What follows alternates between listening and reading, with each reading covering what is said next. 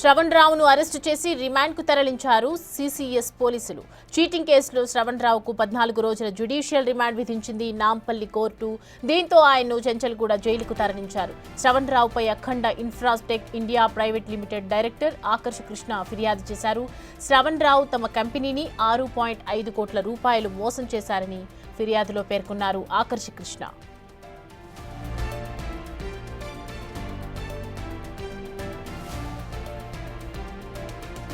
తొలుత విచారణకు హాజరు కావాలని నోటీసులు జారీ చేసిన అధికారులు విచారణ అనంతరం అరెస్టు చేసినట్లు తెలిపారు.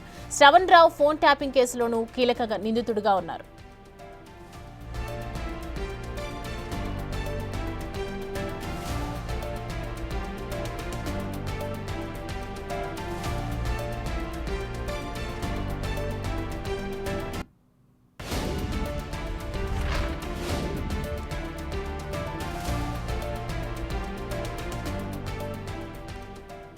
ఈ అంశానికి సంబంధించి పూర్తి డీటెయిల్స్ అందించడానికి మా ప్రతినిధి సాగర్ జాయిన్ అవుతున్నారు.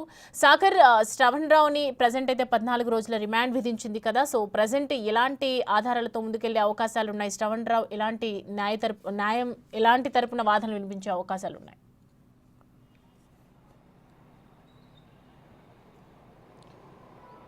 సౌమ్య, ఫోన్ ట్యాపింగ్ కేసులో 6వ నిందితుడు శ్రవణ్ రావు మోసాలు ఒక్కొక్కటిగా వెలుగులోకి వస్తున్నాయి. దాదాపు 6,58,00,000 రూపాయల మోసాలకు పాల్పడ్డ కేసులో హైదరాబాద్ సిసిఎస్ పోలీసులు అరెస్ట్ చేశారు, రిమాండ్కు తరలించారు.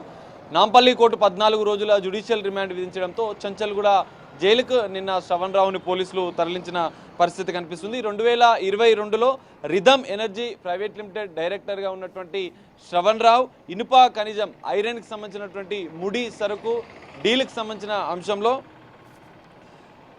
అఖండ ఇన్ఫోటెక్ ఆకర్ష్ కృష్ణ అఖండ ఇన్ఫోటెక్ సంస్థను సంప్రదించారు. వారిని కోట్లాది రూపాయలు ట్రాన్స్ఫర్ చేసినట్లుగా 7 కోట్లకు పైగా లావాదేవీలు జరిపినట్లుగా కూడా ఇందులో 50 లక్షల రూపాయలు తిరిగి చెల్లింపులు జరిగాయి. అనంతరం 6,58,00,000 రూపాయలు మోసాలకు పాల్పడ్డట్లు కూడా బాధితుడు ఆకర్ష్ కృష్ణ సిసిఎస్ పోలీసులను ఆశ్రయించాడు.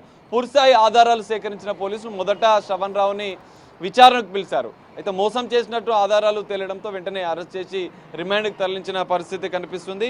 అయితే ఫోన్ ట్యాపింగ్ కేసు నమోదైన అనంతరం కూడా శ్రవణ్ రావు విదేశాలకు పారిపోవడంతో బాధితులు వాళ్ళ భార్యని ఆశ్రయించారు.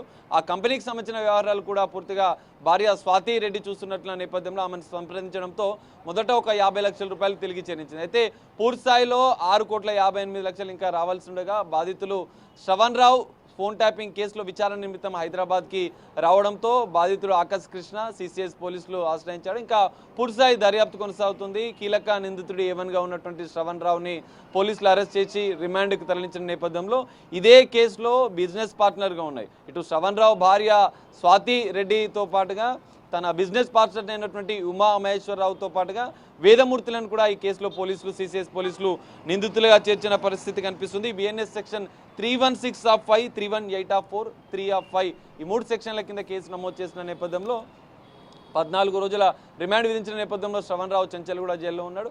పూర్తిస్థాయి ఇంకా దర్యాప్తు కోసం మరోసారి కస్టడీకి తీసుకొని విచారించే అవకాశం కనిపిస్తుంది. మరికొంతమంది నిందితులు కూడా ఈ కేసులో ఉండడంతో వారిని కూడా విచారించే అవకాశం కనిపిస్తుంది. అయితే ఫోన్ ట్యాపింగ్ కేసులో ఇంకా విచారణ ఇప్పటికే పలుమార్లు సిట్ అధికారులు కూడా ఫోన్ ట్యాపింగ్ కేసులో శ్రవణ్ రావుని విచారించిన నేపథ్యంలో ఇంకా విచారణ కొనసాగుతున్న నేపథ్యంలో పీటీ వారెంట్ పైన శ్రవణ్ రావుని ఈ సిట్ అధికారులు ఫోన్ ట్యాపింగ్ కేసులో విచారించే అవకాశం కనిపిస్తుంది.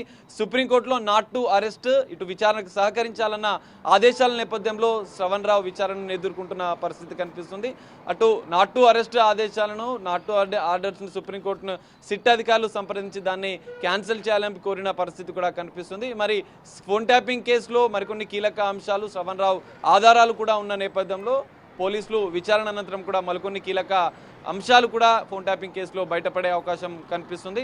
మరి సుప్రీంకోర్టుని ఆశ్రయించిన సిట్ అధికారులు నెక్స్ట్ ఎలా విచారణ చేస్తారు, పీటీఆర్ఎన్పై విచారణ చేసిన అనంతరం కూడా ఎలాంటి పరిణామాలు ఉంటాయనేది చూడాలి.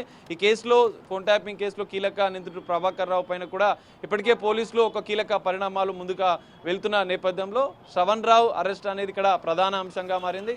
మరికొన్ని మోసాలకు కూడా శ్రవణ్ రావు పాల్పడ్డట్లుగా కూడా కొన్ని ఆరోపణలు వస్తున్న నేపథ్యంలో మరికొంతమంది బాధితులు సిసిఎస్ను ఆశ్రయిస్తారా అనేది కూడా మనం చూడాల్సిన పరిస్థితి కనిపిస్తుంది. Soumya, right, thanks for the update Sagar. So present చూస్తున్నాం కదా, శ్రవణ్ రావుకు సంబంధించి ఎన్నో ఆరోపణలు ఉన్నటువంటి నేపథ్యంలో ఒక చీటింగ్ కేసులో ప్రజెంట్ అయితే 14 రోజుల రిమాండ్కు తరలించింది జ్యుడిషియల్ నాంపల్లి కోర్టు. సో ఇంకా మరికొన్ని ఈ ఫోన్ ట్యాపింగ్ కేసుకు సంబంధించి కూడా మరికొంతమందిని ఇంకా దర్యాప్తు చేసే అవకాశాలు కూడా